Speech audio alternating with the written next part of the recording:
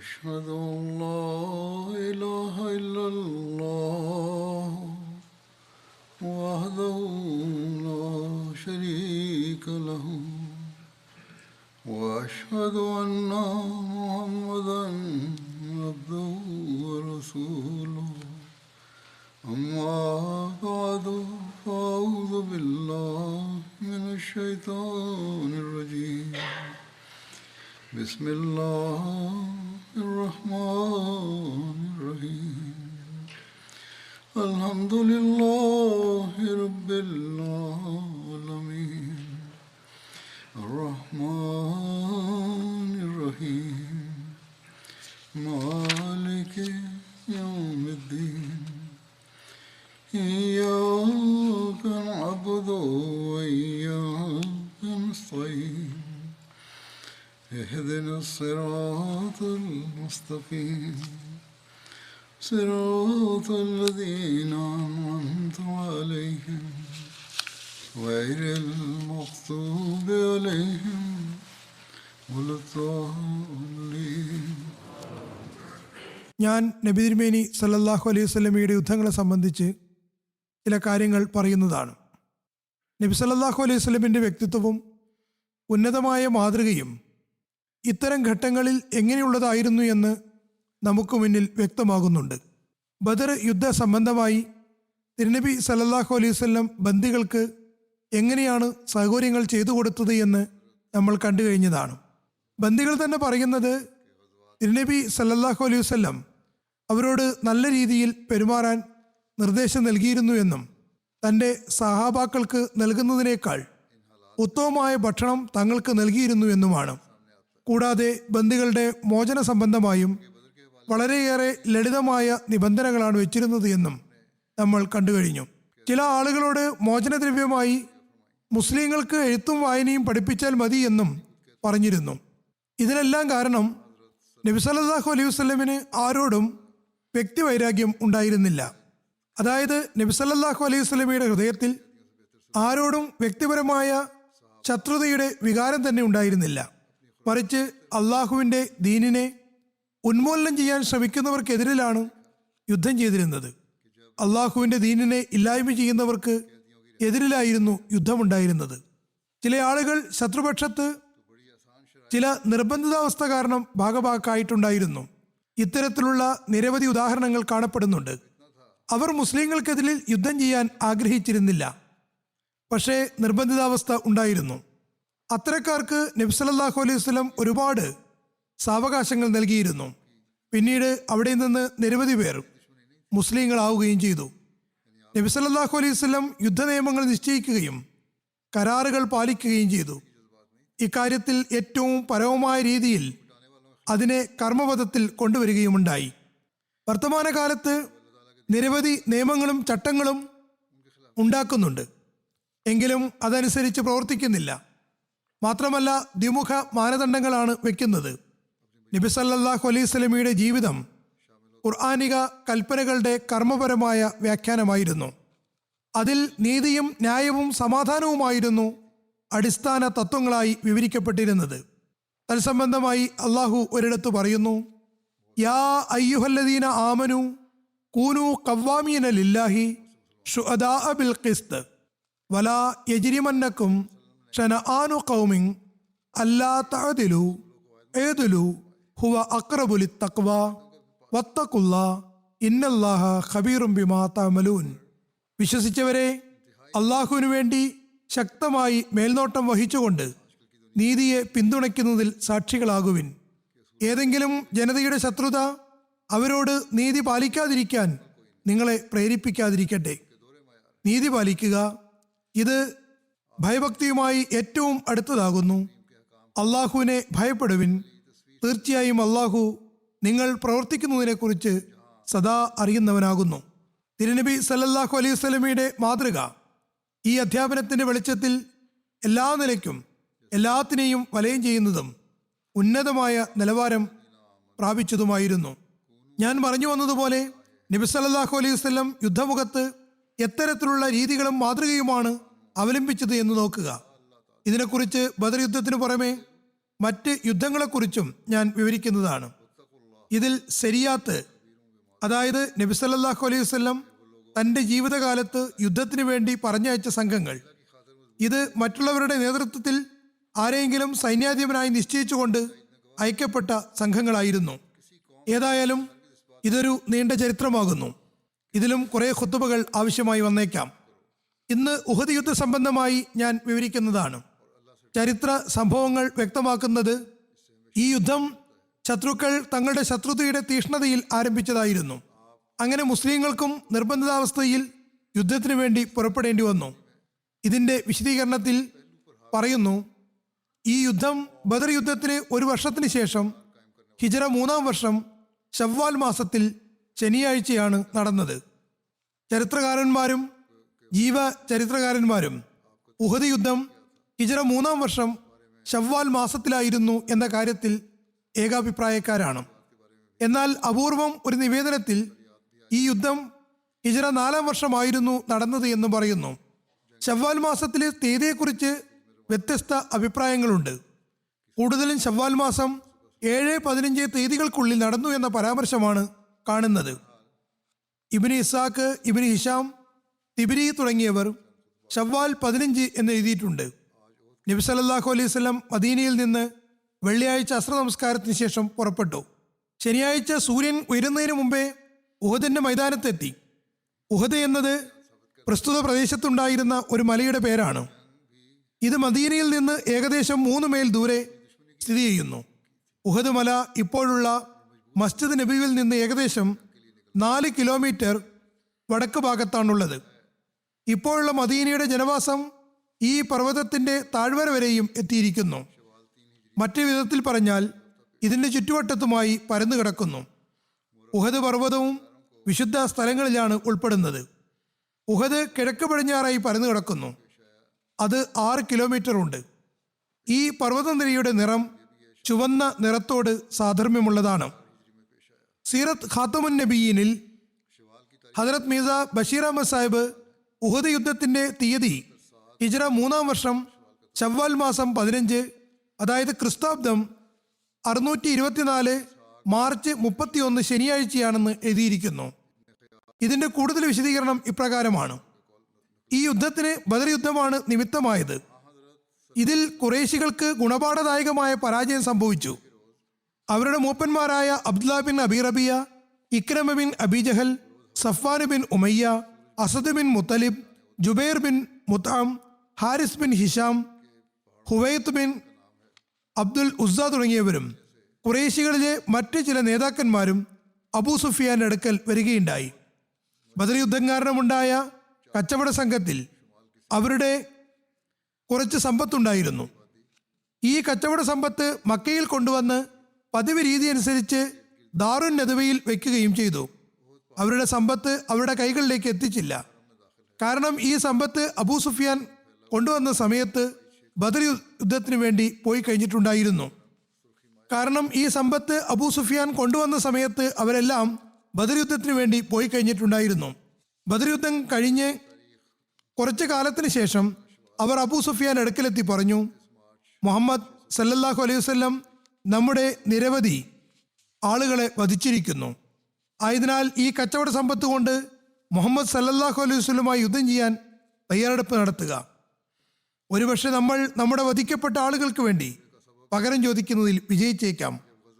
തുടർന്ന് അവർ പറഞ്ഞു, ഞങ്ങൾ സന്തോഷപൂർവ്വം ഈ കച്ചവട സംഘത്തിന്റെ ലാഭം കൊണ്ട് മുഹമ്മദ് സല്ലല്ലാഹു അലൈഹി വസല്ലവുമായി യുദ്ധത്തിന് വേണ്ടി ഒരു സൈന്യത്തെ തയ്യാറാക്കുന്നതിനും സന്നദ്ധരാണ്. ഇത് കേട്ടപ്പോൾ അബൂ സുഫിയാൻ പറഞ്ഞു, ഞാൻ ഈ അഭിപ്രായത്തെ അംഗീകരിക്കുന്നു. ബനു അബ്ദുൽ മനാഫ് എൻ്റെ കൂടെയുണ്ട്. അതിനുശേഷം ഖുറൈശികൾ സമ്പത്തിൽ നിന്ന് ലാഭം വേർതിരിച്ചു. അത് 50,000 ദീനാർ വിലമതിക്കുന്നതായിരുന്നു. മൂലധനം അതിൻ്റെ ഉടമസ്ഥന്മാർക്ക് നൽകുകയും ചെയ്തു. മറ്റൊരു നിവേദനത്തിൽ പറയുന്നു, മാറ്റിവെച്ച ലാഭം 25,000 ദീനാർ ആയിരുന്നു. ഏതായിരുന്നാലും ലാഭം മുഴുവനും ഈ യുദ്ധത്തിന് വേണ്ടി നൽകുകയുണ്ടായി. ഇതിനെക്കുറിച്ച് അള്ളാഹു ഒരായത്തും ഇറക്കിയിട്ടുണ്ട്. ഇന്നല്ലദീന കഫറു യുൻഫിഖൂന അംവാലഹും ലിയസുദ്ദു അൻ സബീലില്ലാഹി ഫയുൻഫിഖൂനഹ സുമ്മ തകൂനു അലൈഹിം ഹസറത്തൻ സുമ്മ യുഗ്ലബൂൻ വല്ലദീന കഫറു ഇലാ ജഹന്നമ യുഹ്ഷറൂൻ. അള്ളാഹുവിൻ്റെ മാർഗത്തിൽ നിന്ന് തടയുന്നതിനാണ് തീർച്ചയായും നിഷേധിച്ചവർ തങ്ങളുടെ സമ്പത്ത് ചെലവഴിക്കുന്നത്. ആകയാൽ അവർ അത് അങ്ങനെ തന്നെ ചെലവഴിച്ചു കൊണ്ടിരിക്കുന്നതാണ്. പിന്നെ അത് അഥവാ സമ്പത്ത് അവർക്ക് ഇച്ഛാഭംഗം ഉളവാക്കുന്നതാണ്. പിന്നീട് അവർ പരാജിതരായിത്തീരുന്നതുമാണ്. നിഷേധിച്ചവർ നരകത്തിലേക്ക് ഒരുമിച്ച് കൂട്ടപ്പെടുകയും ചെയ്യുന്നതാണ്. ഈ ഒരു പ്രധാന കാരണം കൂടാതെ മറ്റു ചില സംഗതികളും ഈ യുദ്ധത്തിന് നിദാനമായി ഗണിക്കപ്പെടുന്നു. ഞാൻ കഴിഞ്ഞ ഖുത്ബയിൽ വിവരിച്ചതുപോലെ ബദർ യുദ്ധത്തിന് ശേഷം മക്കക്കാർക്ക് ഷാമിലേക്ക് പോകുന്നത് ദുഷ്കരമായിട്ടുണ്ടായിരുന്നു. കാരണം മക്കയിൽ നിന്ന് ഷാമിലേക്ക് കച്ചവടത്തിന് പോകുന്നതിനുള്ള വഴി മദീനയുടെ ഗ്രാമപ്രദേശങ്ങളിലൂടെയാണ് കടന്നുപോയിരുന്നത്. അതിനെ മുസ്ലിങ്ങൾ അടയ്ക്കുകയുണ്ടായി. കാഫ്രീങ്ങൾ നേരത്തെ ചെയ്തു വന്നിരുന്ന ദ്രോഹങ്ങൾ കാരണം അതിലൂടെ സംഘങ്ങളായി പോകുന്നത് പ്രയാസകരമായി തീർന്നിട്ടുണ്ടായിരുന്നു. അത് കാരണം ഖുറൈശികൾ തങ്ങളുടെ സാമ്പത്തിക മുരടിപ്പ് ദർശിക്കുകയായിരുന്നു. കച്ചവട വഴിയിലുള്ള തടസ്സം, യുദ്ധങ്ങളിലുണ്ടായ പരാജയം, ബദറിൽ ഖുറൈശി മൂപ്പന്മാരുടെ വധം, 70 മുശ്രിക്കീങ്ങൾ ബന്ധനസ്ഥരായത് തുടങ്ങിയ കാര്യങ്ങൾ അവരുടെ പ്രസിദ്ധിക്കും ജീവിതാവസ്ഥയിലും വളരെ ദോഷകരമായ പാടുകളാണ് വീഴ്ത്തിയത്. അത് കഴുകിക്കളയാനും ജീവിതമാർഗം പുനരുജ്ജീവിപ്പിക്കുന്നതിനും വേണ്ടി പ്രതികാരം ചെയ്യാൻ അവർ ആഗ്രഹിക്കുന്നുണ്ടായിരുന്നു. അങ്ങനെയെങ്കിലും ഖുറൈശികളുടെ അധോഗതിയിൽ ആയിക്കൊണ്ടിരിക്കുന്ന രാഷ്ട്രീയവും മതപരവുമായ അവസ്ഥയെ നന്നാക്കാമെന്ന് കരുതി. മറുഭാഗത്ത് ബദർ യുദ്ധത്തിന് ശേഷം ഖുറൈശികൾക്ക് വീണ്ടും 2 പരിഹാസ്യമായ ദൈന്യതയെ അഭിമുഖീകരിക്കേണ്ടി വന്നു. അത് കാരണം അബൂ സുഫിയാൻ അടക്കം മക്കക്കാരുടെ കോപതാപങ്ങൾ വർദ്ധിക്കുകയാണ് ചെയ്തത്. അവർ മുസ്ലിങ്ങളോട് പകരം ചോദിക്കാൻ ആയുധമേന്തിയുള്ള യുദ്ധത്തിന് ഉറച്ച തീരുമാനം എടുക്കുകയുണ്ടായി. ഒരു ഗ്രന്ഥകാരൻ ഉഹദ് യുദ്ധത്തിന്റെ കാരണങ്ങൾ വിവരിച്ചുകൊണ്ട് പറയുന്നു, ഖുറൈശികൾക്ക് ചില പദ്ധതികളിൽ പരാജയമുണ്ടായി. അത് കാരണം അവരിൽ സങ്കടവും പ്രതികാരവാഞ്ചയും വർദ്ധിച്ചു കൊണ്ടിരുന്നു. അദ്ദേഹം എഴുതുന്നു, അബൂ സുഫിയാൻ ബദറിന്റെ രണാങ്കണത്തിൽ ഇറങ്ങാതെ തന്റെ കച്ചവട സംഘത്തെ സുരക്ഷിത മാർഗങ്ങളിലൂടെ തിരിച്ച് മക്കയിൽ എത്തിച്ചിരുന്നു. അത് കാരണം അയാൾക്ക് മക്കക്കാരുടെ പരിഹാസ്യങ്ങൾ നിരന്തരം അഭിമുഖീകരിക്കേണ്ടതായും വന്നിരുന്നു. അയാൾ മുസ്ലിങ്ങളോട് പ്രതികാരം ചെയ്യുമെന്ന് ശപഥം ചെയ്തു. ഖുറൈശികളോട് മദീനയിൽ പോയി മുസ്ലിങ്ങളുമായി നല്ലപോലെ യുദ്ധം ചെയ്യുന്നതാണ് എന്ന് ഖുറൈശികളെ വിശ്വസിപ്പിക്കുകയും ചെയ്തു. അബൂ സുഫിയാൻ തന്റെ ശപഥം നിറവേറ്റുന്നതിന് വേണ്ടി 200 പേരടങ്ങുന്ന ഒരു സൈന്യത്തെയും തയ്യാറാക്കിയിട്ടുണ്ടായിരുന്നു. മദീനയിൽ എത്തുകയും ചെയ്തു. പക്ഷേ ഒരു തുറന്ന യുദ്ധത്തിനുള്ള ധൈര്യമുണ്ടായില്ല. മദീനയ്ക്ക് ചുറ്റുവട്ടത്തുമുള്ള ഏതാനും മരങ്ങൾ വീഴ്ത്തുകയും വയലുകൾക്ക് തീയിടുകയും 2 ആളുകളെ കൊലപ്പെടുത്തുകയും ചെയ്തുകൊണ്ട് അവിടെ നിന്ന് ഓടി രക്ഷപ്പെട്ടു. ഈ യുദ്ധം സവീഖ് യുദ്ധം എന്ന പേരിൽ അറിയപ്പെടുന്നു. ഇതിനെക്കുറിച്ചും ഞാൻ കഴിഞ്ഞ ഖുത്ബകളിൽ വിവരിച്ചിട്ടുണ്ടായിരുന്നു. ബദർ യുദ്ധ മൈതാനത്തിൽ നിങ്ങൾ സ്വന്തം ഗോത്രങ്ങളെ ഉപേക്ഷിച്ച് തിരിച്ച് വന്നവനാണെന്ന മക്കക്കാരുടെ പരിഹാസ്യം ഇല്ലാതാക്കാനാണ് അബൂ സുഫിയാൻ ശ്രമിച്ചുകൊണ്ടിരുന്നത്. പക്ഷേ ഈ നിഷ്ഫലമായ നീക്കത്തിന് ശേഷം ജനങ്ങൾ അബൂ സുഫിയാന്റെ ഇത്തരം കുട്ടിക്കളിയെ പ്രത്യേക വാക്കുകളിൽ തന്നെ പരിഹസിക്കാൻ തുടങ്ങിയിരുന്നു. അതുകൊണ്ട് അബൂ സുഫിയാൻ തന്റെ അഹന്തയ്ക്ക് സമാധാനം നൽകാൻ വേണ്ടി മുസ്ലിങ്ങളുമായി ഒരു വലിയ യുദ്ധത്തിനു വേണ്ടി നല്ലപോലെ തയ്യാറെടുപ്പുകൾക്ക് ശ്രമിച്ചിരുന്നു. കഴിഞ്ഞ ഖുത്ബകളിൽ ഞാൻ കർദയിലുണ്ടായ പരാജയത്തെക്കുറിച്ച് വിവരിച്ചിട്ടുണ്ടായിരുന്നു. അബൂ സുഫിയാന്റെ മദീനയ്ക്കെതിരെയുള്ള നീക്കത്തിന് ശേഷം ഖുറൈശികൾ തങ്ങളുടെ വലിയ വലിയ കച്ചവട സംഘത്തെ വഴിമാറ്റി ഇറാഖിലെ പ്രധാന വഴിയിലൂടെ ഷാമിലേക്ക് അയച്ചിരുന്നു. അതിൽ സ്വർണ്ണാഭരണങ്ങളും വെള്ളി പാത്രങ്ങളും മറ്റ് കച്ചവട സാമഗ്രികളും ഉണ്ടായിരുന്നു. അതിൻ്റെ മതിപ്പ് വില ഏകദേശം 1,00,000 ദിർഹമായിരുന്നു. ഈ കച്ചവട സംഘം കർദ അരുവിയിൽ ഇറങ്ങിക്കൊണ്ടിരിക്കുമ്പോൾ ഹദ്രത്ത് സെയ്ദ് ബിൻ ഹാരിസ് മദീനയുടെ അതിരുകൾക്കുള്ളിൽ നിന്ന് ഖുറൈശി സംഘത്തെ തടയുന്നുണ്ടായിരുന്നു. ഖുറൈശികളുടെ എല്ലാ കച്ചവട സമ്പത്തുകളും പിടിച്ചടക്കി മദീനയിലേക്ക് എത്തിച്ചു.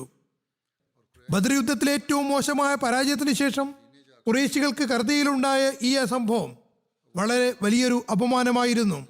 അതായത് അവർ ആ സ്ഥലത്ത് മദീനയുടെ അടുത്ത് തന്നെ ഉണ്ടായിരുന്നു. അവരുടെ പ്രതികാരാഗ്നി 10 മടങ്ങ് വർദ്ധിച്ചു. ഉഹദ് യുദ്ധത്തിന്റെ കാരണങ്ങളിൽ ഈ സംഭവം ഉൾപ്പെടുന്നുണ്ട്. ഏതായാലും നിരവധി കാരണങ്ങൾ ഉണ്ടായിരുന്നു. അത് കാരണം കാഫ്രീങ്ങൾ യുദ്ധത്തിന് തയ്യാറെടുത്തുകൊണ്ടിരുന്നു. ഇക്കാര്യത്തിൽ ഖുറൈശികൾ തൊട്ടടുത്തുണ്ടായിരുന്ന ഗോത്രങ്ങളെയും ഭഗവാക്കാകാൻ ശ്രമിച്ചുകൊണ്ടിരുന്നു. ഇതിന്റെ വിശദീകരണം ഇപ്രകാരവും കാണപ്പെടുന്നുണ്ട്. നബി സല്ലല്ലാഹു അലൈഹി വസല്ലം നിർണായകമായ യുദ്ധത്തിന് വേണ്ടി മൂലധനം സ്വരുക്കൂട്ടുകയുണ്ടായി. തുടർന്ന് അതിന്റെ അടുത്ത ഘട്ടത്തിലുള്ള തയ്യാറെടുപ്പുകളും ആരംഭിച്ചു. ഖുറൈശികൾ ഏതായിരുന്നാലും ഏറ്റുമുട്ടാൻ തയ്യാറായിരുന്നു. അതോടൊപ്പം തന്നെ അവർ തൊട്ടടുത്തുണ്ടായിരുന്ന വ്യത്യസ്ത ഗോത്രങ്ങളെയും ഈ യുദ്ധത്തിൽ പങ്കെടുപ്പിക്കാൻ വ്യത്യസ്ത മാർഗങ്ങൾ അവലംബിച്ചുകൊണ്ടിരുന്നു. ചിലരുടെ അടുക്കൽ വ്യക്തിപരമായും മറ്റ് ചില ഗോത്രങ്ങളിൽ സംഘം ചേർന്നും അവരെത്തി. ചിലരെ പ്രീണിപ്പിച്ചും മറ്റു ചിലരെ മതപരവും പ്രാദേശികവുമായ ആവേശം ഉദ്ദീപിപ്പിച്ചും കൂടെ കൂട്ടി. ഈ ആവശ്യത്തിനു വേണ്ടി Amr bin As, Jubaira bin Abi Wahab, Abdullah bin Sawaha, Musafah bin Abde Manaf, Abu Uzza ജംഇ തുടങ്ങിയവരെയാണ് അയച്ചത്. ഈ പറയുന്ന അബൂ ഉസ്സ ജംഇയെ നബി സല്ലല്ലാഹു അലൈഹി വസല്ലം ബദറിലെ ബന്ദികളിൽ നിന്ന് സ്വതന്ത്രനാക്കിയതായിരുന്നു. അന്ന് അയാൾ നബി സല്ലല്ലാഹു അലൈഹി വസല്ലമിനോട് പറഞ്ഞത് അവർക്ക് താനല്ലാതെ മറ്റൊരു സംരക്ഷകനുമില്ലെന്നും അതുകൊണ്ട് തനിക്ക് മാപ്പ് തന്നാലും എന്നായിരുന്നു. നബി സല്ലല്ലാഹു അലൈഹി വസല്ലം ആകട്ടെ അയാൾക്ക് മാപ്പ് കൊടുത്തു. മാത്രമല്ല ഫിദിയ ഒന്നും വാങ്ങാതെ തന്നെ സ്വതന്ത്രനാക്കുകയും ചെയ്തിരുന്നു. ഇതായിരുന്നു നബി സല്ലല്ലാഹു അലൈഹി വസല്ലമയുടെ ഉത്തമ മാതൃക. ആ യുദ്ധസമയത്ത് അയാൾ മേലിൽ താൻ നബി സല്ലല്ലാഹു അലൈഹി വസല്ലമിനെതിരിൽ യുദ്ധത്തിന് വരുന്നതല്ലെന്നും തിരുനബിക്ക് എതിരിൽ ആരെയും സഹായിക്കുകയില്ലെന്നും ഉടമ്പടി ചെയ്തിരുന്നതുമാണ്.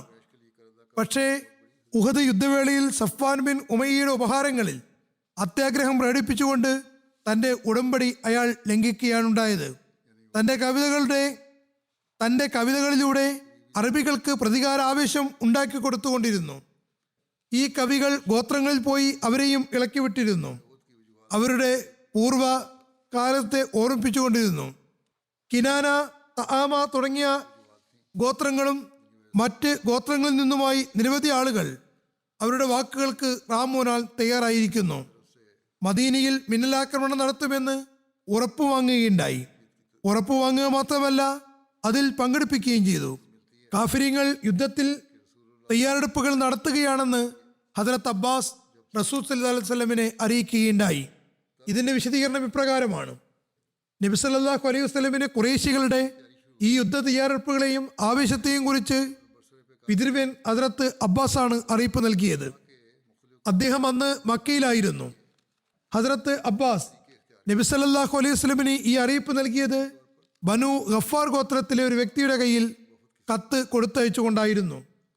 ഹദരത്ത് അബ്ബാസ് അയാളെ കത്ത് കൊടുക്കുന്നതിന് വേണ്ടി കൂലി കൊടുത്ത് തയ്യാറാക്കിയതായിരുന്നു. 3 ദിവസം തുടർച്ചയായി യാത്ര ചെയ്ത് മദീനയിലെത്തി ആ കത്ത് നബി സല്ലല്ലാഹു അലൈഹി വസല്ലമിനെ ഏൽപ്പിക്കണമെന്ന് അയാളോട് നിബന്ധന വെച്ചിരുന്നു. അങ്ങനെ അയാൾ രാപ്പകൽ യാത്ര ചെയ്തു. 3-ാമത്തെ ദിവസം നബി സല്ലല്ലാഹു അലൈഹി വസല്ലമയുടെ സവിധത്തിലെത്തി. അയാൾ ഈ കത്തുമായി എത്തുമ്പോൾ നബി സല്ലല്ലാഹു അലൈഹി വസല്ലം ഖുബായിലായിരുന്നു. നബി സല്ലല്ലാഹു അലൈഹി വസല്ലം ആ കത്തിന്റെ സീൽ പൊട്ടിക്കുകയും തുടർന്ന് ഉബയ്യ് ഇബ്നു കഅബിന് കത്ത് കൊടുത്തുകൊണ്ട് അത് വായിച്ചു കൊടുക്കാനും പറഞ്ഞു. ഉബയ്യ് ഇബ്നു കഅബ് വായിച്ചു കൊടുത്തു. നബി സല്ലല്ലാഹു അലൈഹി വസല്ലം ഉബയ്യനോട് പ്രസ്തുത കത്തിനെയും അതിലെ വിവരങ്ങളെയും രഹസ്യമാക്കി വയ്ക്കാൻ നിർദ്ദേശിച്ചു. മറ്റൊരു പരാമർശത്തിൽ പറയുന്നു, നബി സല്ലല്ലാഹു അലൈഹി വസല്ലം സഅദ് ബിൻ റബീഇന്റെ വീട്ടിലേക്ക് പോയി അദ്ദേഹത്തോട് ഹദരത്ത് അബ്ബാസിന്റെ കത്തിനെ കുറിച്ച് പരാമർശിച്ചിരുന്നു. അതിനുശേഷം പറഞ്ഞു, ഞാൻ നല്ലതാണ് പ്രതീക്ഷിക്കുന്നത്, നിങ്ങൾ ഈ കത്ത് രഹസ്യമാക്കി വെക്കണം. നബി സല്ലല്ലാഹു അലൈഹി വസല്ലം സഅദിന്റെ വീട്ടിലെത്തിയപ്പോൾ അദ്ദേഹത്തിന്റെ ഭാര്യ അദ്ദേഹത്തിന്റെ അടുത്തെത്തി ചോദിച്ചു, നബി സല്ലല്ലാഹു അലൈഹി വസല്ലം എന്താണ് പറഞ്ഞിരുന്നത്? അവർ സംസാരിച്ചു കൊണ്ടിരുന്നത് ആ സ്ത്രീ വീടിനകത്ത് ഇരുന്ന് കേൾക്കുകയായിരുന്നു. അവർ പറഞ്ഞു, ഞാൻ എല്ലാ കാര്യവും കേൾക്കുകയുണ്ടായി എന്ന് പറഞ്ഞ് ചിലർ തയ്യാറെടുപ്പുകൾ നടത്താറില്ല. അപ്പോൾ സഅദ് ഇന്നാലില്ല എന്ന് പറയുകയുണ്ടായി. തുടർന്ന് ഭാര്യയോട് പറഞ്ഞു, നീ ഞങ്ങളുടെ സംസാരം കേൾക്കുമെന്ന് ഞാൻ കരുതിയിരുന്നില്ല. അദ്ദേഹം തൻ്റെ ഭാര്യയെ നബി സല്ലല്ലാഹു അലൈഹി വസല്ലമയുടെ സവിധത്തിലേക്ക് കൊണ്ടുപോയി കാര്യങ്ങളെല്ലാം കേൾപ്പിച്ചു. എന്നിട്ട് പറഞ്ഞു, യാ റസൂലല്ലാഹ്, ഈ കാര്യങ്ങളെല്ലാം ജനങ്ങൾക്കിടയിൽ പരക്കുമോ എന്ന് ഞാൻ ഭയപ്പെടുന്നു. ഞാൻ ഈ കാര്യം പരത്തിയെന്ന് നബി സല്ലല്ലാഹു അലൈഹി വസല്ലം കരുതിയേക്കാം. വാസ്തവത്തിൽ നബി സല്ലല്ലാഹു അലൈഹി വസല്ലം എന്നോട് ഈ കാര്യം രഹസ്യമാക്കി വെക്കാൻ പറഞ്ഞതായിരുന്നു. അപ്പോൾ നബി സല്ലല്ലാഹു അലൈഹി വസല്ലം പറഞ്ഞു, ശരി, നീ സ്ത്രീയെ പറഞ്ഞയക്കുക. ഒരുപക്ഷെ അവർക്ക് മുന്നറിയിപ്പ് നൽകിയിട്ടുണ്ടാകാം. ഒരു ഭാഗത്ത് നബി സല്ലല്ലാഹു അലൈഹി വസല്ലം മുൻകരുതൽ എടുത്തിട്ടുണ്ടായിരുന്നു. മറുഭാഗത്ത് മദീനയിലെ യഹൂദികളും മുനാഫിക്കീങ്ങളും നബി സല്ലല്ലാഹു അലൈഹി വസല്ലമന് നല്ലൊരു വാർത്തയും നൽകുകയുണ്ടായില്ല എന്ന് പ്രചരിപ്പിക്കാൻ തുടങ്ങി. അവർക്ക് സ്വയമേവ തങ്ങളുടെ ഉള്ളിൻ്റെ ഉള്ളിൽ പറയാനും അവർക്ക് സ്വയമേവ തങ്ങളുടെ ഉള്ളിലുള്ളത് പറയാനും പരിഹസിക്കാനും ഒരവസരം കിട്ടുകയായിരുന്നു. അവർ ഈ വാർത്തയെ പൊടുപ്പുന്നൊങ്ങലും വെച്ച് നല്ലപോലെ പരത്തുകയുണ്ടായി. ഇസ്ലാമിൽ വിശ്വസിക്കുന്നവരെ ഭയപ്പെടുത്താൻ നല്ലപോലെ ശ്രമിച്ചുകൊണ്ടിരുന്നു. അങ്ങനെ ഈ വാർത്ത മദീനയുടെ ചുറ്റുവട്ടത്തും പരന്നു തുടങ്ങി. ഓരോരുത്തരും ജാഗരൂകരായി. മക്കയിലെ മുശ്രിക്കീങ്ങൾ വീണ്ടും യുദ്ധത്തിന് തയ്യാറാക്കുന്നു എന്ന സംസാരമായിരുന്നു മദീനയിൽ 4 ഭാഗത്തും. അല്ലാമ ഇബ്നു അബ്ദുൽ ബിർ വിവരിക്കുന്നു, ഹദ്റത്ത് ഇബ്നു അബ്ബാസ് മുശ്രിക്കീങ്ങളുടെ വിവരങ്ങൾ എഴുതി നബി സല്ലല്ലാഹു അലൈഹി വസല്ലമയുടെ സവിധത്തിലേക്ക് അയക്കുകയുണ്ടായി. മക്കയിലെ മുസ്ലിങ്ങൾ അബ്ബാസിനെ തങ്ങളുടെ സഹായിയായിട്ടാണ് കണ്ടിരുന്നത്. അതേസമയം അബ്ബാസ് മദീനയിൽ നബി സല്ലല്ലാഹു അലൈഹി വസല്ലമയുടെ അടുക്കലെത്താൻ ആഗ്രഹിക്കുകയായിരുന്നു. എന്നാൽ നബി സല്ലല്ലാഹു അലൈഹി വസല്ലം അദ്ദേഹം മക്കയിൽ തന്നെ തുടരുന്നതാണ് നല്ലതെന്ന് അറിയിപ്പ് നൽകുകയുണ്ടായി. ഹസ്രത്ത് അബ്ബാസിന്റെ കത്തുകൾ വളരെ വിശദമായിട്ടുള്ളവയായിരുന്നു. ഒരു കത്തിൽ അദ്ദേഹം എഴുതുന്നു, ഖുറൈശികളുടെ സൈന്യം അങ്ങയുടെ അടുത്തേക്ക് പുറപ്പെട്ടിരിക്കുന്നു. അവർ എത്തുമ്പോഴേക്കും അവരെ നേരിടാൻ നല്ലപോലെ തയ്യാറെടുപ്പുകൾ നടത്തിയാലും ഇത് 3000 പേരടങ്ങുന്ന ഒരു സൈന്യമാകുന്നു. അതിൽ 200 അശ്വരൂഢന്മാരുണ്ട്, 700 പേർ പടച്ചട്ട അണിഞ്ഞവരാകുന്നു, 3000 ഒട്ടകങ്ങളുണ്ടായിരുന്നു. അവർ എല്ലാത്തരം ആയുധങ്ങളും കരുതിയിട്ടുമുണ്ട്. ഹസ്രത്ത് മിർസ ബഷീർ അഹമ്മദ് സാഹിബ് സീറത്ത് ഖാത്തമുൻ നബീനിൽ ഹസ്രത്ത് അബ്ബാസിന്റെ അറിയിപ്പിനെ പരാമർശിച്ചുകൊണ്ട് എഴുതുന്നു, ബദർ യുദ്ധത്തിന്റെ അവസ്ഥകളെ സംബന്ധിച്ച് വിവരിച്ച കൂട്ടത്തിൽ പറഞ്ഞ 50,000 ദീനാർ വിലമതിക്കുന്ന കച്ചവട സംഘത്തിന്റെ ലാഭം മക്ക മൂപ്പന്മാരുടെ തീരുമാനമനുസരിച്ച് ദാറുൻ നദവിയിൽ മുസ്ലിങ്ങൾക്കെതിരിൽ യുദ്ധ തയ്യാറെടുപ്പുകൾക്ക് വേണ്ടി സുരക്ഷിതമാക്കി വെച്ചിട്ടുണ്ടായിരുന്നു. പ്രസ്തുത തുക പുറത്തെടുത്ത് വളരെ ശക്തമായ ആക്രമണത്തിനുള്ള തയ്യാറെടുപ്പുകൾ ആരംഭിച്ചു. മുസ്ലിങ്ങൾക്ക് ഈ തയ്യാറെടുപ്പുകളെ സംബന്ധിച്ച് അറിവ് ലഭിക്കാതിരിക്കുകയും കാഫ്രീങ്ങളുടെ സൈന്യം മുസ്ലിങ്ങളുടെ പടിവാതിൽക്കൽ എത്തുകയും സർവ്വവിധ മുന്നൊരുക്കങ്ങളും നടത്തിയിരുന്നു.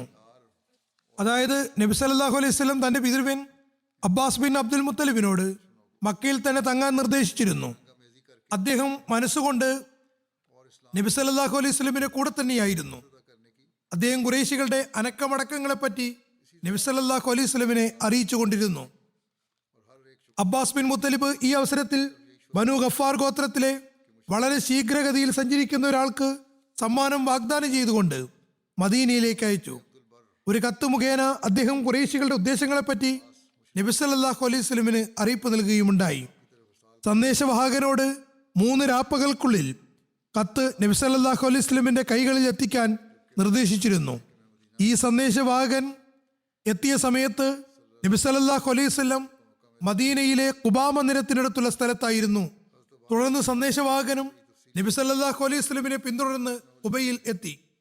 നബി സല്ലല്ലാഹു അലൈഹി വസല്ലമിന് കത്ത് കൊടുത്തു.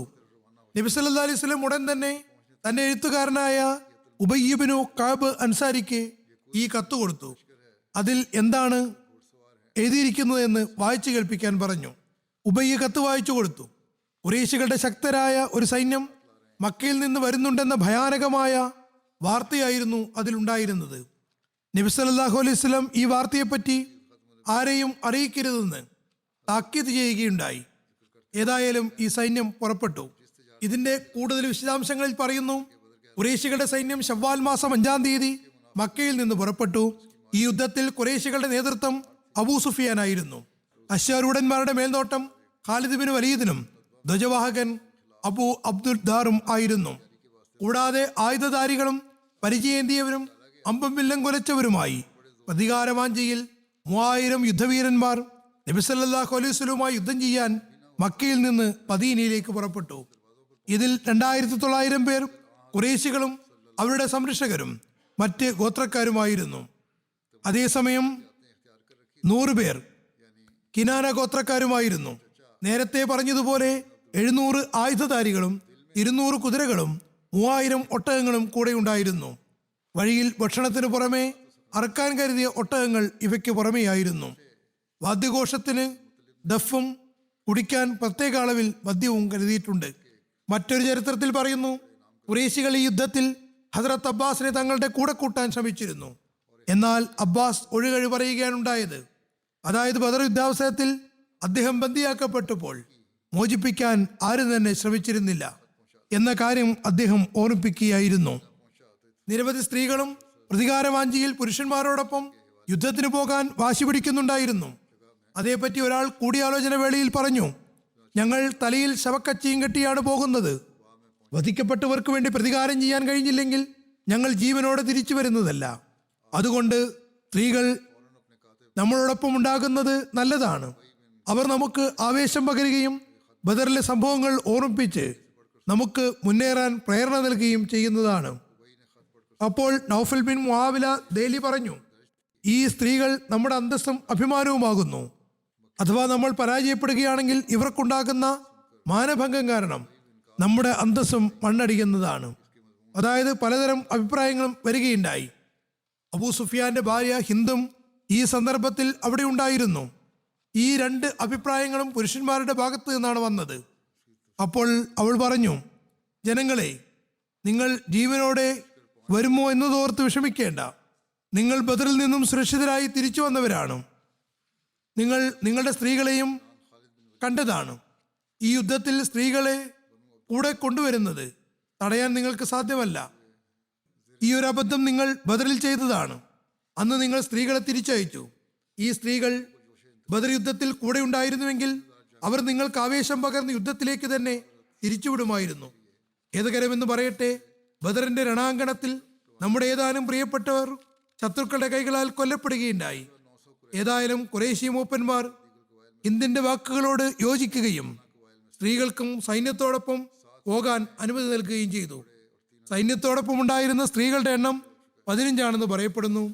ഇതിൽ അബൂ സുഫിയാന്റെ ഭാര്യ ഹിന്ദ് ബിൻത്ത് ഉത്ബയെയും ഇക്രിമ ബിൻത്ത് അബൂജഹലിന്റെ ഭാര്യ Umm Hakim bin Haris bin ഹിഷാമിനെയും ഹാരിസ് ബിൻ ഹിഷാം തന്റെ ഭാര്യ ഫാത്തിമ ബിൻത്ത് വലീദിനെയും സഫാൻ ബിൻ ഉമയ്യ തന്റെ ഭാര്യ ബുർസ ബിൻത്ത് മസ്ഊദിനെയും ഇവർ അബ്ദുല്ല ബിൻ സഫാന്റെ മാതാവുമായിരുന്നു കൂടെ കൂട്ടിയിരുന്നു.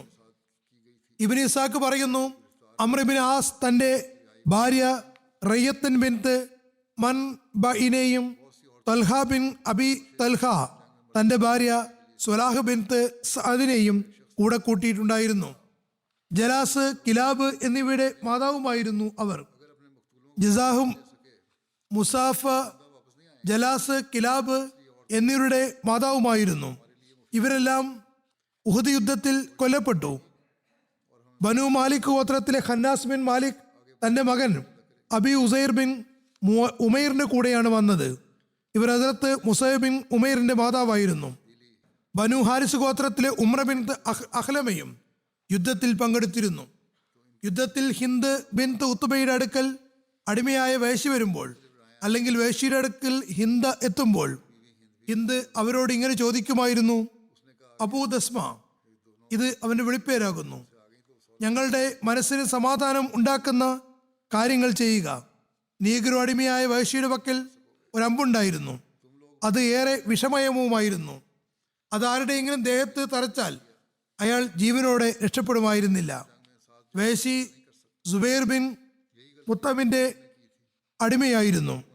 അയാൾ വേശിയെ വിളിച്ച് പറഞ്ഞു, നീയും സൈന്യത്തോടൊപ്പം വരണം. നീ ഹംസയെ ഷഹീദാക്കിയാൽ, അതായത് വധിച്ചാൽ, ഞാൻ നിന്നെ സ്വതന്ത്രനാക്കുന്നതാണ്. കാരണം ഹംസ എൻ്റെ പിതൃവ്യനായ തഈമിയ ബിൻത്ത് അദീനെ വധിച്ചിട്ടുണ്ട്. ഈ സൈന്യം അദീനയ്ക്ക് മുന്നിൽ ഉഹദ് മൈതാനത്ത് സബ്ക ബത്തനിൽ കിനായ താഴ്വരയിലുള്ള ഐനയിൻ താഴ്വരയിലാണ് തമ്പടിച്ചത്. സബ്ക മദീനയിൽ ഐനയിൻ ജറഫ മലകൾക്കടുത്തുള്ള സ്ഥലമാകുന്നു. ജറഫ് മദീനയിൽ നിന്ന് 3 മൈൽ വടക്ക് സ്ഥിതി ചെയ്യുന്നു. ഐനയിൻ ഉഹദിലുള്ള ഒരു മലയുടെ പേരാകുന്നു. ഉഹദിനും ഈ മലയ്ക്കുമിടയിൽ ഒരു താഴ്വരയുണ്ട്. കിനാ മദീനയ്ക്കും ഉഹദിനുമിടയിൽ മദീനയിലെ അറിയപ്പെടുന്ന 3 താഴ്വരകളിൽ ഒന്നാകുന്നു. ഇതാണ് അത് സ്ഥിതി ചെയ്യുന്ന സ്ഥലം. യുദ്ധത്തിന്റെ വിശദീകരണത്തിൽ പറയുന്നു, ഹസ്രത്ത് അബ്ബാസ് നബി സല്ലല്ലാഹു അലൈഹി വസല്ലമയുടെ ഖുറൈശി സൈന്യത്തെക്കുറിച്ച് അറിയിപ്പ് നൽകി. അംർ ബിൻ സാലിമാണ് മക്ക മുശ്രിക്കുകളുടെ നീക്കത്തെക്കുറിച്ചുള്ള വിവരം നബി സല്ലല്ലാഹു അലൈഹി വസല്ലമിന്റെ അടുത്തെത്തിച്ചത്. ഇക്കാര്യം അറിഞ്ഞപ്പോൾ അബൂ സുഫിയാൻ സ്തബ്ധനായിപ്പോയി. അംർ ഇബ്നു സാലിം തൻ്റെ ഏതാനും കൂട്ടുകാരോടൊപ്പം സീതവ എന്ന സ്ഥലത്തുകൂടെ ഖുറൈശി സൈന്യത്തിൽ നിന്ന് അകന്ന് ശീഘ്രം മദീനയിലെത്തി. കാഫിറുകളുടെ സൈന്യം ആക്രമിക്കാൻ വരുന്നുണ്ട് എന്ന് അറിയിപ്പ് നൽകി. അംർ ഇബ്നു സാലിമയുടെ ഈ സംഘം മദീനയിൽ നിന്ന് തിരിച്ചു വരുമ്പോൾ അബവ എന്ന സ്ഥലത്ത് വെച്ച് അബൂ സുഫിയാന്റെ സൈന്യത്തെ രാത്രി സമയത്ത് തന്നെ മറികടന്നു പോയിരുന്നു. അതായത് അവർ അവിടെ ഉണ്ടായിരുന്നപ്പോൾ തന്നെ ഈ സംഘം ആ ഭാഗം മുറിച്ചു കടന്നിരുന്നു. രാവിലെ ആയപ്പോൾ അബൂ സുഫിയാൻ മക്കയിലേക്ക് തിരിച്ചു. അബൂ സുഫിയാനോട് വഴിയിൽ വെച്ച് അംർ ഇബ്നു സാലിമും ഏതാനും കൂട്ടുകാരും രാത്രി സമയത്ത് മക്കയിലേക്ക് പോയെന്ന് പറയുകയുണ്ടായി. അപ്പോൾ അബൂ സുഫിയാൻ പരിഭ്രാന്തനായിക്കൊണ്ട് പറഞ്ഞു, ദൈവത്താണ്, ഇവർ തീർച്ചയായും മുഹമ്മദ് സല്ലല്ലാഹു അലൈഹി വസല്ലമയുടെ അടുക്കൽ നമ്മുടെ നീക്കത്തെക്കുറിച്ച് അറിവ് നൽകിയിട്ടുണ്ടായിരിക്കാം. അദ്ദേഹത്തിന് നമ്മളെക്കുറിച്ച് വിവരങ്ങൾ എത്തിച്ചു കൊടുക്കപ്പെട്ടിരിക്കുന്നു. അദ്ദേഹത്തെ ജാഗരൂകരാക്കിയിരിക്കുന്നു. ഇനി നമ്മൾ എത്തുന്നതിന് മുമ്പേ മുസ്ലിങ്ങൾ തങ്ങളെ സുരക്ഷിതരാക്കിയിട്ടുണ്ടാകും. ഇങ്ങനെയായാൽ നമുക്ക് അവർക്കൊരു കോട്ടവും വരുത്താൻ കഴിയുന്നതല്ല. നമ്മുടെ ഉദ്ദേശത്തിൽ നമുക്ക് വിജയിക്കാനും സാധ്യമല്ല. അപ്പോൾ ഉടൻ തന്നെ സഫ്വാൻ ബിൻ ഉമയ്യ പറഞ്ഞു, അവർ കോട്ടയ്ക്കുള്ളിൽ നിന്ന് പുറത്ത് മൈതാനത്ത് നമ്മെ നേരിടാൻ വരുന്നില്ലെങ്കിൽ ഭയപ്പെടേണ്ട ഒരു കാര്യവുമില്ല. നമുക്ക് ഔസിന്റെയും ഖദറജിന്റെയും ഈന്തപ്പന തോട്ടങ്ങൾ വെട്ടിമാറ്റാം. ആ നഷ്ടം അവർക്കൊരിക്കലും നികത്താൻ സാധ്യമല്ല. അവർ തങ്ങളുടെ സമ്പത്തും ധാന്യവും നഷ്ടപ്പെട്ടവരായി തീരും.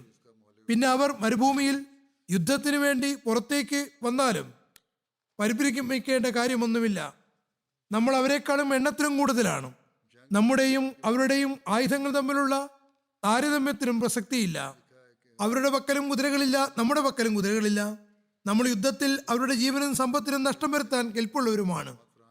അവർക്ക് നമ്മളുമായി അത്ര എളുപ്പത്തിൽ യുദ്ധം ചെയ്യാൻ കഴിയില്ല. ഇങ്ങനെ അയാൾ തന്റെ അഭിപ്രായങ്ങൾ വെളിപ്പെടുത്തി. അബവ എന്ന സ്ഥലത്ത് താവളമടിച്ചു.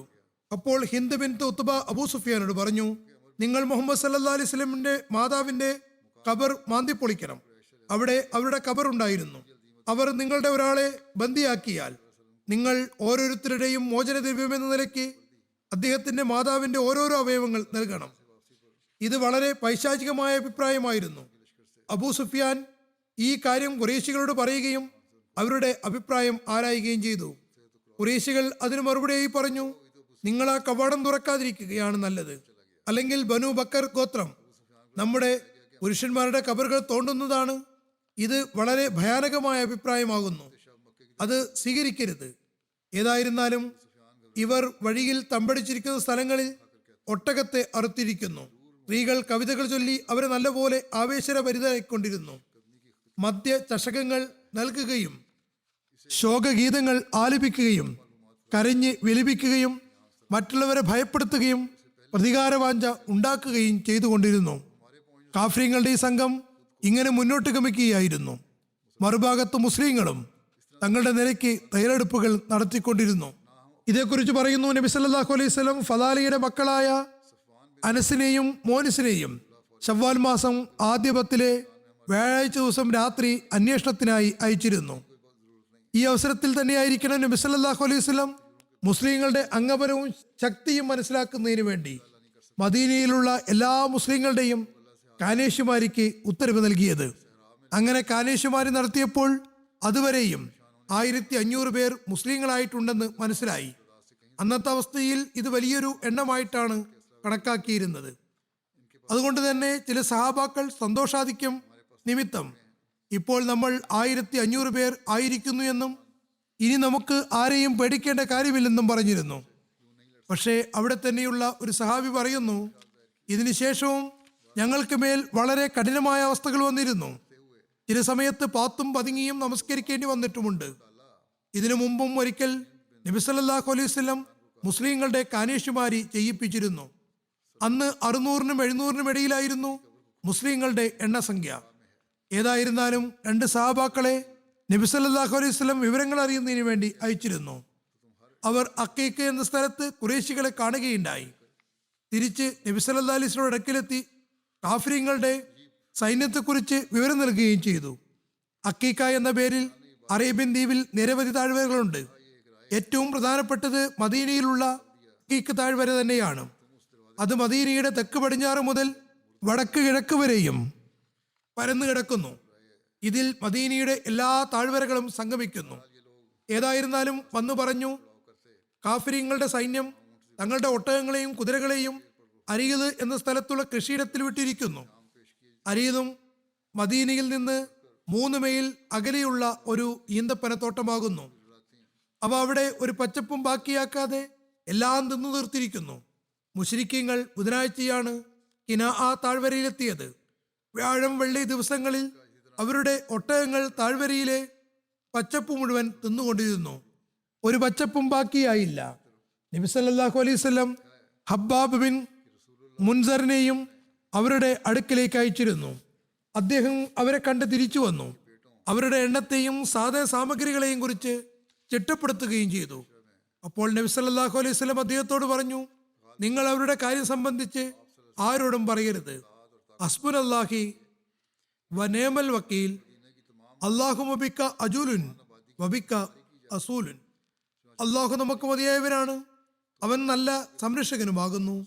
അള്ളാഹുവെ, നിന്നോടൊപ്പം തന്നെയാണ് ഞങ്ങൾ ചുറ്റിയടിക്കുന്നതും നിന്നോടൊപ്പം തന്നെയാണ് യുദ്ധം ചെയ്യുന്നതും.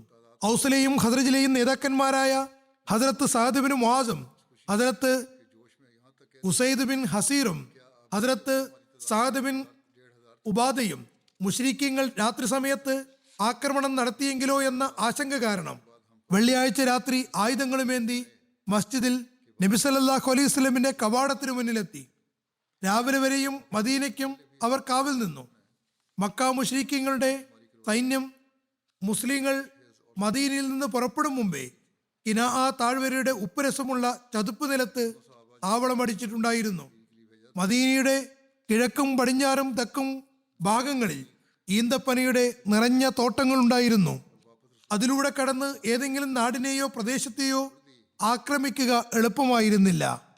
കാരണം തോട്ടങ്ങളിലൂടെ ശത്രുക്കളുടെ ഓരോ ആളുകൾക്ക് വളരെ പ്രയാസപ്പെട്ട് മാത്രമേ മുന്നോട്ട് നീങ്ങാൻ കഴിയുമായിരുന്നുള്ളൂ.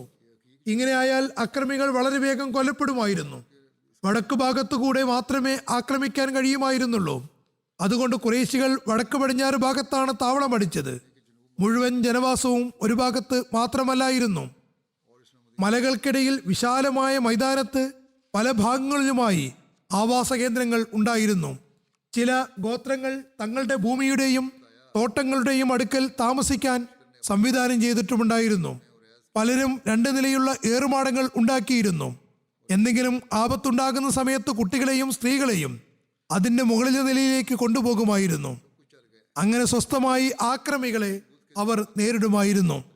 മറ്റൊരു ചരിത്രകാരൻ പറയുന്നു, ശത്രുക്കളുടെ സൈന്യം മുസ്ലിങ്ങളുടെ സൈന്യത്തിനും മദീനയ്ക്കുമിടയിൽ മുനാഫിക്കീങ്ങളും യഹൂദികളും യുദ്ധം ചെയ്യാൻ കഴിയാത്ത മുസ്ലിങ്ങളും സ്ത്രീകളും കുട്ടികളും ഒഴികെ മറ്റാരെയും തന്നെ രാവിലെ വരെയും തടുക്കാൻ ശത്രു സൈന്യത്തിന് കഴിഞ്ഞിട്ടുണ്ടായിരുന്നില്ല. ഹദ്രത്ത് മീസ ബഷീർ അഹമ്മദ് സാഹിബ് ഇതിന്റെ വിശദീകരണത്തിൽ എഴുതുന്നു, ഹിജറ 3-ാം വർഷം റമദാൻ അവസാനത്തിലോ ശവ്വാൽ ആരംഭത്തിലോ ആയിരുന്നു ഖുറൈശികളുടെ സൈന്യം മക്കയിൽ നിന്ന് പുറപ്പെട്ടത്. സൈന്യത്തിൽ അറേബ്യയിലെ മറ്റ് ഗോത്രങ്ങളിൽപ്പെട്ട നിരവധി യോദ്ധാക്കളും ഭാഗവാക്കായിരുന്നു. അബൂ സുഫിയാൻ ആയിരുന്നു സൈന്യാധിപൻ. സൈന്യത്തിന്റെ അംഗബലം 3000 ആയിരുന്നു. അതിൽ 700 പേർ പടച്ചട്ട അണിഞ്ഞവരുമായിരുന്നു. യാത്രയ്ക്കുള്ള സാധനങ്ങളും ഒരുപാടുണ്ടായിരുന്നു. അതായത് 200 കുതിരകളും 3000 ഒട്ടകങ്ങളും ഉണ്ടായിരുന്നു. യുദ്ധ സാമഗ്രികളും മതിയാവോളം ഉണ്ടായിരുന്നു. സ്ത്രീകളും പങ്കെടുത്തിരുന്നു. അബൂ സുഫിയാന്റെ ഭാര്യ Hind, Ikrima bin Abu Jahl, Safwan bin Umayya, Khalid bin Waleed തുടങ്ങിയവരുടെ ഭാര്യമാരും ഉണ്ടായിരുന്നു. ഈ സ്ത്രീകൾ അറബികളുടെ പുരാതന സംസ്കാരം അനുസരിച്ച് പാട്ടുപാടുന്നതിനുള്ള സാധന സാമഗ്രികളും കൂടെ കരുതിയിരുന്നു. അതുകൊണ്ട് പ്രകോപനപരമായ കവിതകളുമായി തങ്ങളുടെ പുരുഷന്മാരെ ആവേശഭരിതരാക്കുകയായിരുന്നു ലക്ഷ്യം. ഖുറൈശികളുടെ ഈ സൈന്യം 10-11 ദിവസത്തെ യാത്രയ്ക്ക് ശേഷം മദീനയ്ക്കടുത്തെത്തി. ഒരുപാട് കറങ്ങിത്തിരിഞ്ഞ് മദീനയുടെ വടക്ക് ഭാഗത്തുള്ള ഉഹദ് മലയുടെ അടുക്കൽ തമ്പടിച്ചു. ഈ സ്ഥലത്തിനടുത്ത് തന്നെയാണ് ഉറൈദിന്റെ പച്ചളിപ്പുള്ള മൈതാനവുമുള്ളത്. ഇവിടെയാണ് മദീനയിലെ നാൽക്കാലികളെ മേച്ചിരുന്നത്. അവിടെ അല്പം കൃഷിയും നടത്തിയിരുന്നു. ഖുറൈശികൾ ഏറ്റവും ആദ്യം മേച്ചിൽ സ്ഥലങ്ങളിൽ ആക്രമണം നടത്തി താന്തോന്നിത്തം കാണിച്ചു തുടങ്ങി. നബി സല്ലല്ലാഹു അലൈഹി വസല്ലമിന് വാർത്ത ശേഖരിക്കാൻ പോയവരുടെ ഭാഗത്ത് നിന്ന് സൈന്യത്തിന് അടുക്കിലേക്ക് എത്താനുള്ള അറിയിപ്പ് ലഭിച്ചപ്പോൾ നബി സല്ലല്ലാഹു അലൈഹി വസല്ലം തൻ്റെ ഒരു സഹാബിയായ ഹബ്ബാബ് ബിൻ മുൻസറിനെ അയച്ച് ശത്രുക്കളുടെ എണ്ണവും കാര്യങ്ങളും മനസ്സിലാക്കി വരാൻ ആവശ്യപ്പെട്ടു. അദ്ദേഹത്തോട് പറഞ്ഞു, ശത്രുക്കളുടെ എണ്ണം കൂടുതലും മുസ്ലിങ്ങൾക്ക് പ്രയാസകരമായ അവസ്ഥയുമാണെങ്കിൽ ഞാൻ നേരത്തെ സൂചിപ്പിച്ചതുപോലെ നബി സല്ലല്ലാഹു അലൈഹി വസല്ലം പറയുകയുണ്ടായി, അതേക്കുറിച്ച് ആരോടും ഒന്നും പറയരുത്, മറിച്ച് എൻ്റെ അടുത്ത് ഒറ്റയ്ക്ക് വന്ന് അറിയിപ്പ് നൽകണം. മുസ്ലിങ്ങൾക്ക് അസ്വസ്ഥത ഉണ്ടാകാതിരിക്കുന്നതിന് വേണ്ടിയാണിത്. ഏതായാലും ഹബ്ബാബ് രഹസ്യ വഴിയിലൂടെ പോയി വളരെ ജാഗ്രതയോടുകൂടി കുറഞ്ഞ സമയത്തിനുള്ളിൽ തന്നെ തിരിച്ചു വന്ന് നബി സല്ലല്ലാഹു അലൈഹി വസല്ലമയുടെ കാര്യങ്ങൾ വിശദീകരിച്ചു പറഞ്ഞു. ഈ ശത്രു സൈന്യത്തിന്റെ വരവിനെക്കുറിച്ച് മദീനയിൽ വാർത്ത പരന്നിട്ടുണ്ടായിരുന്നു. അറേബ്യയിൽ അവരെങ്ങനെയാണ് തോട്ടം നശിപ്പിച്ചത് എന്നതിനെ സംബന്ധിച്ചും പൊതുവിൽ എല്ലാവർക്കും അറിയിപ്പ് ലഭിച്ചിരുന്നു. ചുരുക്കത്തിൽ പൊതുജനങ്ങൾക്ക് കാഫിര്യങ്ങളുടെ സൈന്യത്തെക്കുറിച്ച് വിശദമായ അറിയിപ്പാണ് നൽകിയിട്ടുണ്ടായിരുന്നത്. എങ്കിലും രാത്രി സമയത്ത് മദീനയിൽ വളരെ ഭയവും ആശങ്കയുമുള്ള സാഹചര്യമായിരുന്നു. പ്രധാനപ്പെട്ട എല്ലാ സഹാബാക്കളും രാത്രി മുഴുവനും നബി സല്ലല്ലാഹു അലൈഹി വസല്ലമയുടെ വീടിന് ചുറ്റും കാവൽ നിന്നു. ഉഹുദ് യുദ്ധത്തിന്റെ തയ്യാറെടുപ്പിന് ശേഷം നബി സല്ലല്ലാഹു അലൈഹി വസല്ലം കൂടിയാലോചന നടത്തുകയുണ്ടായി. ആ സന്ദർഭത്തിൽ നബി സല്ലല്ലാഹു അലൈഹി വസല്ലം പറഞ്ഞു, രാത്രി ഞാനൊരു സ്വപ്നം കണ്ടിരിക്കുന്നു. ഒരു പശു അറുക്കപ്പെടുന്നു. എൻ്റെ വാൾ സുൽഫിക്കാരൻ്റെ മൂർച്ചയുള്ള ഭാഗത്ത് പല്ല് കിടക്കുന്നതായി ഞാൻ കണ്ടു.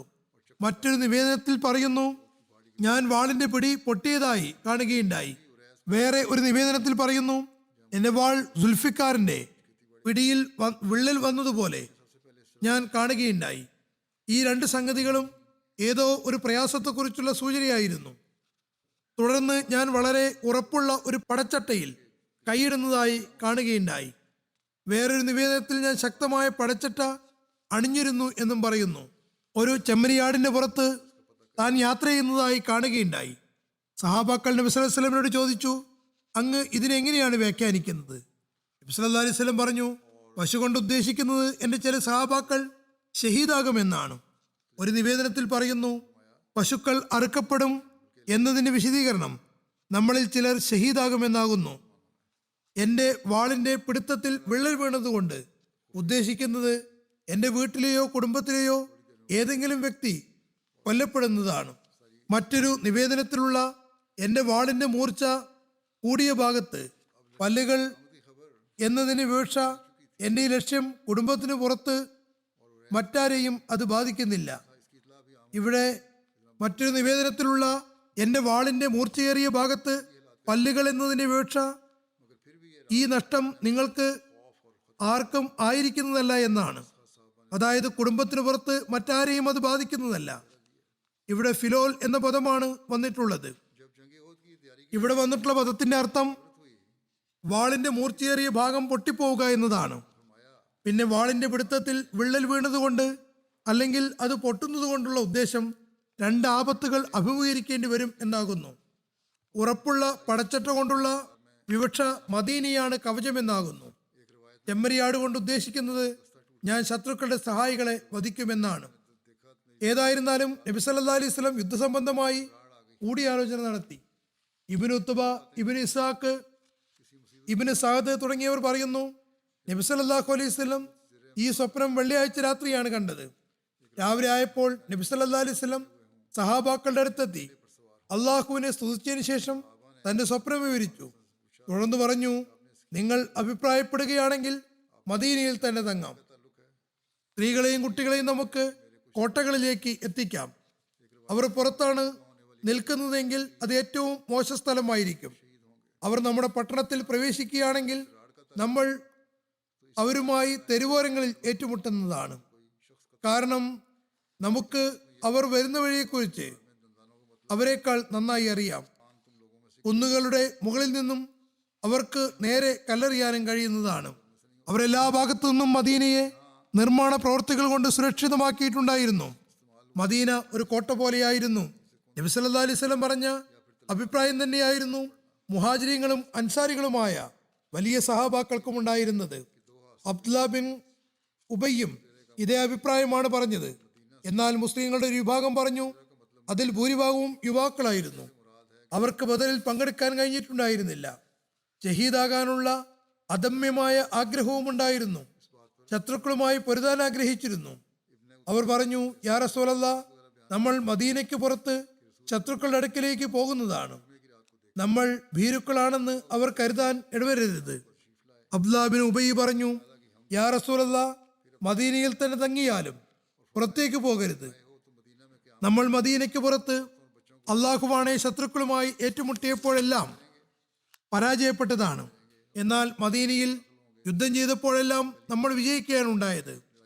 ഹംസ ബിൻ അബ്ദുൽ മുത്തലിബും സഅദ് ബിൻ ഉബാദയും നുമാൻ ബിൻ മാലിക്കും പറഞ്ഞു, യാ റസൂലല്ലാഹ്, നമ്മൾ മദീനയ്ക്ക് പുറത്തു പോയിട്ടില്ലെങ്കിൽ നമ്മൾ ഭയമുള്ളവരാണെന്ന് ശത്രുക്കൾ കരുതുമെന്നും നമ്മളെ ഭീരുക്കളാണെന്ന് ധരിക്കുമെന്നും ഞങ്ങൾ ഭയപ്പെടുന്നു.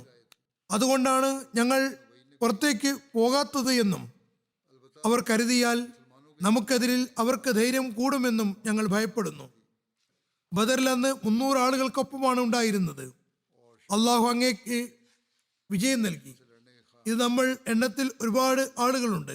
അയാസ് ബിൻ ഔസ് ബിൻ അത്തീഖ് പറഞ്ഞു, ബനു അബ്ദുൽ അസ്അൽ ആഗ്രഹിക്കുന്നത് സ്വപ്നത്തിൽ പശുക്കൾ അറുക്കപ്പെടുന്നതായി കണ്ടത് തങ്ങളായിരിക്കണമെന്നാണ്.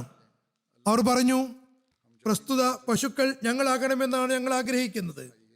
അവരെ കൂടാതെയുള്ളവർ പറഞ്ഞു, ഈ 2 നന്മകളിൽ ഒന്ന് വിജയവും മറ്റൊന്ന് ഷഹാദത്തുമാണ്. നമ്മുടെ വീടുകളിൽ പ്രവേശിക്കാമെന്ന് അറബികൾ മനക്കോട്ട കെട്ടേണ്ടതില്ല. ഹദ്റത്ത് ഹംസ പറഞ്ഞു, അങ്ങേക്ക് ഗ്രന്ഥം ഇറക്കി തന്നവനാണ് സത്യം. ഏതുവരെ മദീനയ്ക്ക് പുറത്ത് പോയി എൻ്റെ വാളുകൾ കൊണ്ടോ മറ്റോ അവരുമായി യുദ്ധം ചെയ്യാൻ കഴിയുന്നില്ലെങ്കിൽ ഞാനിന്ന് ഭക്ഷണം കഴിക്കുന്നതല്ല. അങ്ങനെ അദ്ദേഹം വെള്ളിയും ശനിയും നോമ്പിൽ തന്നെ കഴിച്ചു കൂട്ടി. അദ്ദേഹം ഷഹീദാക്കപ്പെടുമ്പോൾ നോമ്പുള്ള അവസ്ഥയിലായിരുന്നു. നോമാൻ ബിൻ മാലിക് പറയുന്നു, യാ റസൂലല്ലാഹ്, ഞങ്ങളെ സ്വർഗത്തിൽ നിന്ന് അകറ്റരുതേ. ആരുടെ കയ്യിലാണോ എൻ്റെ ജീവനുള്ളത് അവനാണ് സത്യം. ഞാൻ തീർച്ചയായും സ്വർഗത്തിൽ പ്രവേശിക്കുന്നതാണ്. നബി സല്ലല്ലാഹു അലൈഹി വസല്ലം ചോദിച്ചു, അതെങ്ങനെ? അദ്ദേഹം പറഞ്ഞു, കാരണം ഞാൻ അള്ളാഹുവിനെയും റസൂലിനെയും സ്നേഹിക്കുന്നു. മറ്റൊരു നിവേദനത്തിൽ പറയുന്നു, അള്ളാഹു അല്ലാതെ മറ്റൊരു ആരാധ്യനില്ലെന്നും മുഹമ്മദ് സല്ലല്ലാഹു അലൈഹി വസല്ലം അള്ളാഹുവിൻ്റെ ദൂതനാണെന്നും ഞാൻ സാക്ഷ്യം വഹിക്കുന്നു. ഞാൻ യുദ്ധദിവസം പിന്തിരിഞ്ഞോടുന്നതല്ല. അപ്പോൾ നബി സല്ലല്ലാഹു അലൈഹി വസല്ലം പറഞ്ഞു, നീ പറഞ്ഞത് സത്യമാണ്. അദ്ദേഹവും ഈ യുദ്ധത്തിൽ ഷഹീദായി. മാലിക് ബിൻ സിനാൻ ഖുദ്രിയും ഇയാസ് ബിൻ അത്തീഖും മറ്റൊരു സംഘവും യുദ്ധത്തിന് പോകാൻ നല്ലപോലെ പ്രേരിപ്പിച്ചുകൊണ്ടിരുന്നു. ഹദ്റത്ത് മിർസ ബഷീർ അഹമ്മദ് സാഹിബ് ഇതിന്റെ വിശദീകരണത്തിൽ സീറത്ത് ഖാത്തമുൻ നബിയിൽ എഴുതുന്നു, നബി സല്ലല്ലാഹു അലൈഹി വസല്ലം മുസ്ലിങ്ങളെ ഒരുമിച്ച് കൂട്ടി ഖുറൈശികളുടെ ആക്രമണത്തെ കുറിച്ച് അഭിപ്രായം ആരാഞ്ഞു. മദീനയിൽ തന്നെ നിന്ന് ആക്രമണമാണോ നല്ലത്, അതല്ല പുറത്തേക്ക് ഇറങ്ങണമോ? അഭിപ്രായം ചോദിക്കുന്നതിന് മുമ്പേ നബി സല്ലല്ലാഹു അലൈഹി വസല്ലം ഖുറൈശികളുടെ ആക്രമണത്തെയും അവരുടെ രക്തദാഹത്തെയും കുറിച്ച് സൂചിപ്പിക്കുകയുണ്ടായി. തുടർന്ന് പറഞ്ഞു, ഞാനൊരു സ്വപ്നം കാണുകയുണ്ടായി. ഞാനിപ്പോൾ വിവരിച്ച സ്വപ്നം നബി സല്ലല്ലാഹു അലൈഹി വസല്ലമിനെ കേൾപ്പിക്കുകയും ചെയ്തു. സഹാബാക്കൾ അതിന്റെ വ്യാഖ്യാനം ചോദിച്ചപ്പോൾ നബി സല്ലല്ലാഹു അലൈഹി വസല്ലം പറഞ്ഞു, പശു അറക്കപ്പെട്ടതുകൊണ്ട് ഞാൻ മനസ്സിലാക്കുന്നത് എൻ്റെ ചില സഹാബാക്കൾ ഷഹീദാക്കപ്പെടുമെന്നാണ്. എൻ്റെ വാളിൻ്റെ അരികു പൊട്ടിയത് കൊണ്ടുള്ള വിവക്ഷ എൻ്റെ കുടുംബക്കാരിൽ ആരെങ്കിലും ഷഹീദാകുന്നതിനെ കുറിച്ചാണ്. ഞാൻ കരുതുന്നു അതല്ലെങ്കിൽ എനിക്ക് തന്നെയും എന്തെങ്കിലും പ്രയാസങ്ങൾ നേരിട്ടേക്കാം. പടച്ചട്ടയ്ക്കുള്ളിൽ കൈയിട്ടതിൻ്റെ വിവക്ഷ ഈ യുദ്ധത്തിൽ നമ്മൾ മദീനയ്ക്കുള്ളിൽ തന്നെ നിൽക്കുന്നതാണ് ഉചിതമാണെന്നതാണ്. അങ്ങനെയാണ് ഞാൻ കരുതുന്നത്. ചെമ്മരിയാടിന് പുറത്ത് യാത്ര ചെയ്തതിൻ്റെ വിവക്ഷ കാഫ്രീങ്ങളുടെ സൈന്യാധിപൻ അല്ലെങ്കിൽ ധ്വജവാഹകൻ മുസ്ലിങ്ങളുടെ കൈകളാൽ കൊല്ലപ്പെടുമെന്നതാണ്. തുടർന്ന് നബി സല്ലല്ലാഹു അലൈഹി വസല്ലം അവരോട് അഭിപ്രായം ചോദിച്ചുകൊണ്ട് പറഞ്ഞു, ഈ സാഹചര്യത്തിൽ നമ്മൾ എന്താണ് ചെയ്യേണ്ടത് എന്നതിനെ സംബന്ധിച്ച് നേരത്തെ പറയുകയുണ്ടായി. നബി സല്ലല്ലാഹു അലൈഹി വസല്ലമയുടെ സ്വപ്നത്തിൽ ആകൃഷ്ടരായിക്കൊണ്ട് മദീനയിൽ നിന്ന് തന്നെ യുദ്ധം ചെയ്യാമെന്ന് അവർ പറഞ്ഞു. നബി സല്ലല്ലാഹു അലൈഹി വസല്ലമവും പ്രസ്തുത അഭിപ്രായം തന്നെയാണ് ഇഷ്ടപ്പെട്ടത്. എന്നാൽ ഭൂരിഭാഗം സഹാബാക്കളും പ്രത്യേകിച്ചും അവരിലുണ്ടായിരുന്ന ബദർ യുദ്ധത്തിൽ പങ്കെടുക്കാത്ത യുവാക്കൾ തങ്ങളുടെ ഷഹാദത്ത് കൊണ്ട് ദീനീ സേവനം ചെയ്യാനുള്ള അവസരം കിട്ടുന്നതിന് വേണ്ടി ആവേശത്തിലായിരുന്നു. അവർ ശാഠ്യം പിടിച്ചുകൊണ്ട് പട്ടണത്തിന് പുറത്ത് തുറസായ മൈതാനത്ത് വെച്ച് യുദ്ധം ചെയ്യണമെന്ന് അപേക്ഷിക്കുകയുണ്ടായി. അവർ എത്രമാത്രം നിർബന്ധം കാണിച്ചു എന്നാൽ അവർ സമർപ്പിച്ച അഭിപ്രായവും ആവേശവും കണ്ടുകൊണ്ട് നബി സല്ലല്ലാഹു അലൈഹി വസല്ലം അവരുടെ അഭിപ്രായം സ്വീകരിക്കുകയും കാഫിര്യങ്ങളുമായി തുറന്ന മൈതാനത്ത് വെച്ച് യുദ്ധം ചെയ്യുന്നതാണെന്ന് തീരുമാനിക്കുകയും ചെയ്തു. തുടർന്ന് ജുമാ നമസ്കാരത്തിന് ശേഷം നബി സല്ലല്ലാഹു അലൈഹി വസല്ലം അള്ളാഹുവിന്റെ മാർഗത്തിൽ ജിഹാദ് ചെയ്യുന്നതിനെക്കുറിച്ച് പൊതുവായി ആഹ്വാനം നടത്തിക്കൊണ്ട് ഈ യുദ്ധത്തിൽ പങ്കാളികളായി പുണ്യം കരസ്ഥമാക്കാൻ ആവശ്യപ്പെടുകയുണ്ടായി. ഇതിന്റെ ബാക്കി വിവരണങ്ങൾ ഇൻഷാ അല്ലാഹ് പിന്നീട് നൽകുന്നതാണ്. ഫലസ്തീനികൾക്ക് വേണ്ടി ദുആ ചെയ്തുകൊണ്ടിരിക്കുക. യുദ്ധവിരാമം തീർന്നതിന് ശേഷം വീണ്ടും അവർക്ക് മേൽ യാതൊരു മടിയും കൂടാതെ ബോംബ് വർഷിക്കുന്നതാണ്. വീണ്ടും നിരപരാധികൾ ഷഹീദാക്കപ്പെടും. എത്ര വലിയ ആക്രമണമായിരിക്കുമെന്ന് അള്ളാഹുവിന് മാത്രമേ അറിയൂ. ഇവരുടെ ഭാവിയെക്കുറിച്ച് വൻ ശക്തികളുടെ ഉദ്ദേശങ്ങൾ വളരെ ഭയാനകമാണ്. അതുകൊണ്ട് അവർക്ക് വേണ്ടി ഒരുപാട് ദുആകൾ ചെയ്യേണ്ടിയിരിക്കുന്നു. അള്ളാഹു കരുണ ചെയ്യുമാറാകട്ടെ.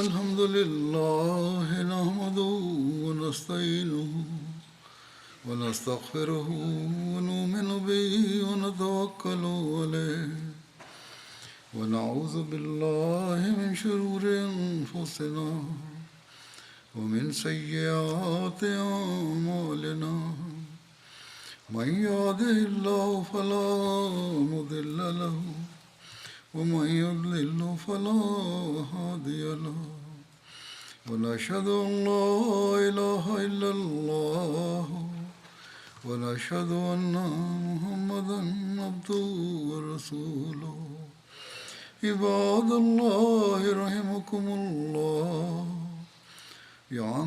إن الله يأمر بالعدل والإحسان وإيتاء ذي القربى وينهى عن الفحشاء والمنكر والبغي يعظكم لعلكم تذكرون اذكروا الله يذكركم وادعوه يستجب لكم ولذكر الله أكبر.